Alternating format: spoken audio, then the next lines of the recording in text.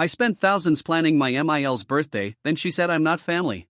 So I kicked her out and threw my own party instead. I'm 26 years old, and I've been married to my husband, who's 29, for nearly 3 years. From the very beginning, it was pretty obvious that his family didn't care much for me. He's got 2 younger twin sisters, both 23, and a younger brother who's 21, and honestly, none of them have ever been warm or friendly toward me. His mom's the same way. I could never really put my finger on what I'd done wrong, but I was determined to fix things. I wanted to have a real relationship with them, not just polite tolerance. So this year, I decided to take the lead and plan a big 50th birthday party for my mother-in-law. My husband warned me not to bother. He said if they didn't like me by now, I was wasting my time trying to win them over. But I didn't listen. I'm the kind of person who hates leaving things on a bad note, especially with family. I figured maybe if I put in the effort, they'd see I meant well. I started organizing everything a few days ago and even reached out to his siblings to get them involved. They couldn't have cared less. They flat out told me to do it myself if I really wanted to. So, I did. I booked her favorite restaurant, the one she used to go to with her late husband all the time, and I paid for the food, the decorations, everything. I handled it all personally to make sure it matched her style, because she's pretty picky about details. I even asked my husband for input so I could invite the people she'd really want there, close friends, some extended family. At the end of the day, I was the one footing the bill and handling every single aspect, with only a little help from my husband. Her own kids didn't lift a finger or put a single dollar toward it. Then, the day before her birthday, we went to visit her. My husband didn't want to, but I insisted. When we got there, her other kids were already there and seemed pretty surprised to see us, though no one said much. After some awkward small talk, I finally told her about the party and that we'd be expecting her at the restaurant the next evening. She smiled at my husband and said thank you. But he immediately corrected her and said it was all my doing, that I'd planned everything. That's when her expression changed completely. I was confused at first, but I kept going, telling her about the guests I'd invited, how I'd made sure to order her favorite dishes. I was really hoping she'd acknowledge the effort. Instead, she gave me this fake, syrupy thank you and then told me she was actually sorry I wouldn't be attending. I blinked and asked her what she meant. She said she wanted her 50th to be something special and strictly for family. She clarified that while her friends counted as family to her, I didn't. So she'd prefer if I didn't show up. I was floored. My husband looked just as stunned, and in that moment, I realized he had been right all along. There was no point in trying. She was never going to see me any differently, no matter what I did. Her kids, on the other hand, looked like they were about to start laughing. That pushed me over the edge. I stood up and told her she could go to hell, and if she dared show up to the party the next day, I'd have her escorted out by security. That shut them all up pretty quickly. She told me I was being heartless and cruel. I laughed and said that was rich coming from her. We went back and forth for a bit, with her trying to guilt-trip me or convince me I was overreacting, but I didn't budge. I told her flat out that she didn't deserve anything nice and that my decision was final.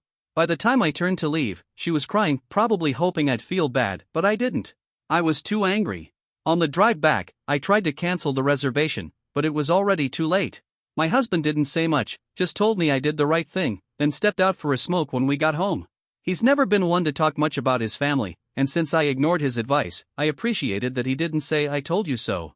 Since everything had already been paid for, I canceled the invitations last minute, which annoyed a lot of the guests, but they were mostly her friends, so I didn't really care. Instead, I called some of my own friends to come party with us. I was still fuming and didn't want the night to go to waste. My husband joined in, and I even got him to invite a few of his buddies. We took down the decorations before everyone arrived and just turned it into a fun night for ourselves. We had a great time, honestly. After it all, I posted the photos online. This morning, one of my sisters-in-law texted me, furious, saying I'd ruined their mother's birthday and that it was beyond selfish to use the venue for myself, especially when I knew how important it was to her. But I don't feel guilty. I think what I did was totally fair, given how I was treated. Am I the jerk for canceling the birthday party I planned after being told I wasn't welcome? Update: I told my husband about the nasty message his sister sent me and asked if I should apologize to keep the peace. He said absolutely not. In fact, he told me he was done with their drama and wanted to cut ties altogether. That was huge. His family relies on him for a lot, especially financially. He runs his own company and makes good money, so if he cuts them off, they'll have to lean on each other, which is a problem, because his siblings are useless. They bounce from one job to another and are basically living off him. I tried to talk him out of it, but he was set on the decision. And honestly, I think there's more to this story than he's telling me. Over the years, I've noticed that the longer we were together, the more distant he became from his family. By the time we got married, they barely talked. It wasn't his fault. He used to tell me how much he valued family. When we were dating and early in our marriage, he invited them to dinner all the time. They always had some excuse not to come. I can't help but feel like I played a role in all this, that maybe I'm part of the reason they pulled away. That's part of why I tried so hard to connect with them, to help my husband reconnect, too. But now, I'm pretty sure there's something he's not saying. He's not the type of person to just walk away from people he cares about. He used to talk all the time about how important family was to him. So, while cutting his family off seemed like a fair reaction after what happened with his mom, it also felt totally out of character for my husband. He's not usually one to make snap decisions, especially when it comes to people he's known his whole life. I've been trying to figure out what's really going on, because the last thing I want is for him to bottle things up, start resenting me, or feel like I pushed him into something he'll regret. I just hope he eventually opens up and tells me what really pushed him to this point. Update 2, after bugging him for a while, gently but consistently, my husband finally broke down and told me the whole story behind his decision to go no contact with his family. I already knew his dad passed away when he was just 21.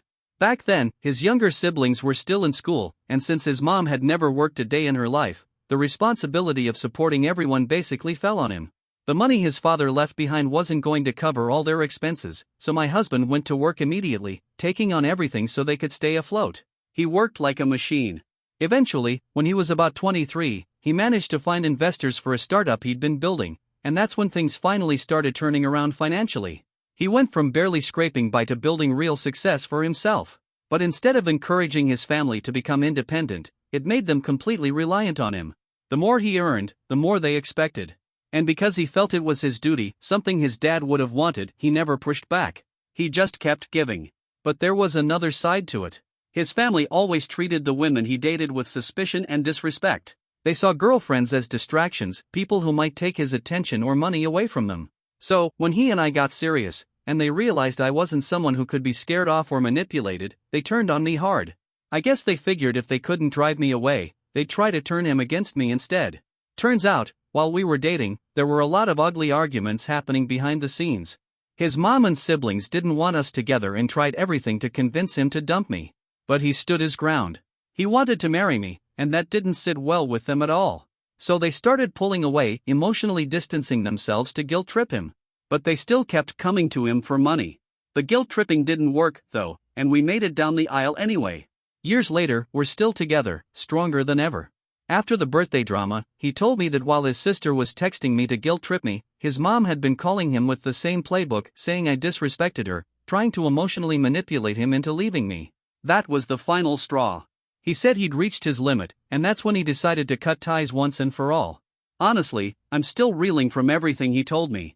These people, who he's supported all these years, who have leaned on him for everything, turned around and treated him and me like garbage. I've completely lost any shred of respect I had for them. They're just greedy and entitled. I'm so thankful I stood by him through all of it. I loved him for who he is, not for how much money he makes. His bank account never mattered to me. Now that I know what he's been quietly dealing with, I'm honestly amazed he held it together this long, trying to protect my feelings when I was the one still hoping for a relationship with his family. But he knew all along, it was never going to happen. Cutting them off is absolutely the right call.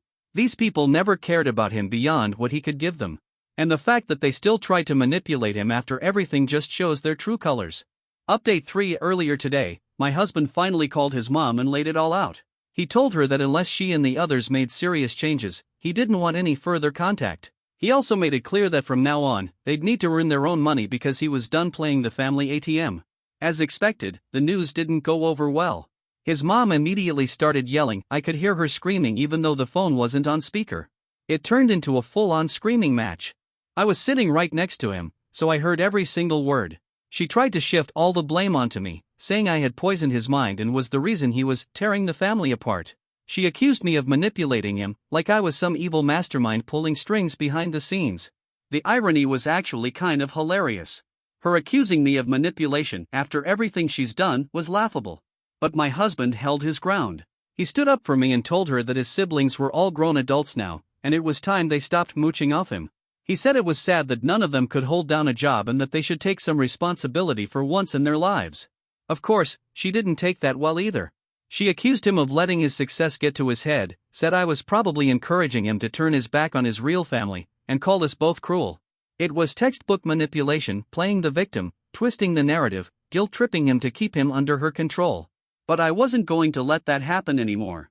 When I saw my husband starting to get overwhelmed, his face red, his hands shaking, I stepped in. I grabbed the phone and told her calmly but firmly that his mind was made up. If she and her kids couldn't show us some basic respect and decency, then they'd lose him for good. I said it was up to them now, either step up and act like family, or stay greedy and get cut off for good. And with that, I ended the call and turned off notifications on his phone so he could have some peace. He needed a break from them. We spent the past hour watching a movie and trying to distract ourselves from the chaos. Update 4: turns out, his mom wasn't finished. After the movie, my husband went to catch up on work, and I checked my phone. I had a string of missed calls from her, along with a bunch of vile texts, most of them from his siblings, full of curse words and just plain hate.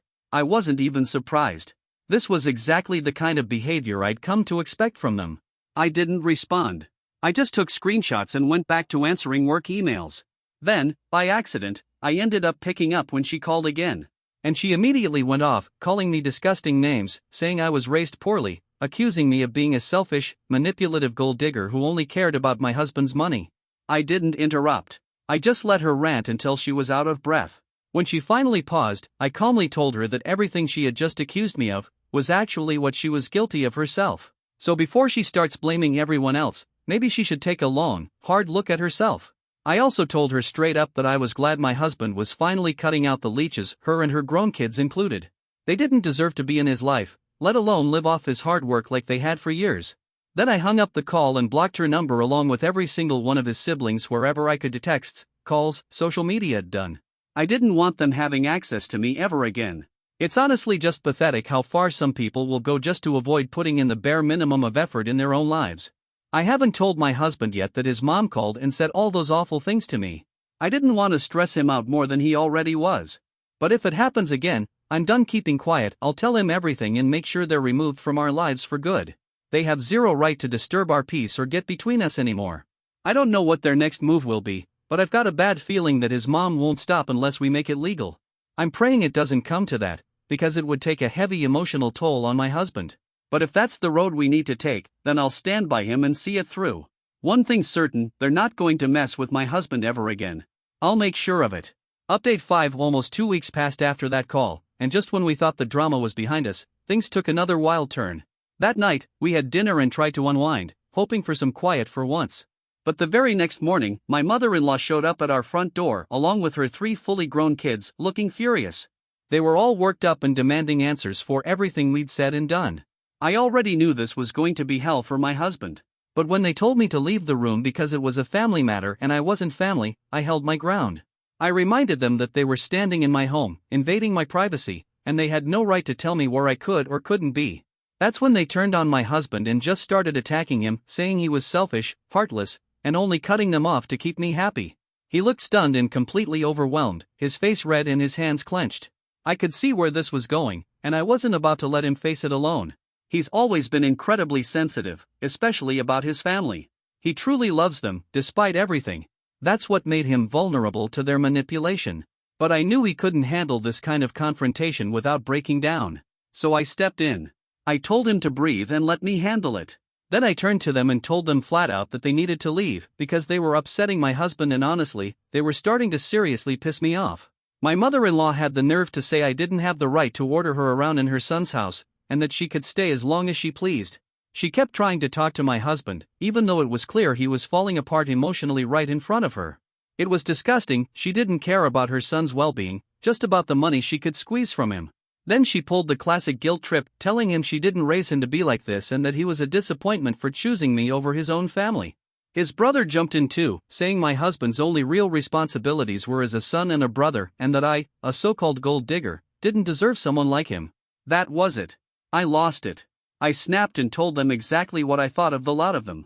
I said they were nothing but lazy freeloaders who had survived all these years by leeching off my husband because they were too useless to do anything for themselves. I called them out for being the real gold diggers and pointed out how ungrateful they were, mooching off him for years, then turning on him the second he set boundaries. They were completely stunned. For once, they had nothing to say.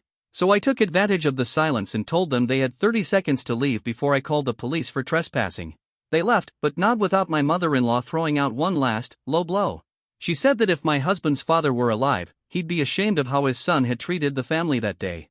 Using the memory of a dead man to emotionally manipulate her own child? That was low even for her. Once they were gone, my husband completely broke down. He sobbed so hard it scared me. I held him for hours, just trying to calm him down. And in that moment, I hated myself for ever trying to throw her a birthday party. But then again, if I hadn't, we wouldn't have seen their true colors this clearly. Better now than later, I guess. After things settled down a bit, I went through his phone and blocked them from everything: calls, messages, socials. I wanted to be sure they couldn't reach him again. Then I told him it was time to talk to a lawyer, because something told me they weren't done with us. He agreed. As much as it pained him, he realized we needed legal protection. So we started reaching out to family lawyers, just to be prepared. And turns out, we were right. Just a few days later, we received a legal notice from his mother.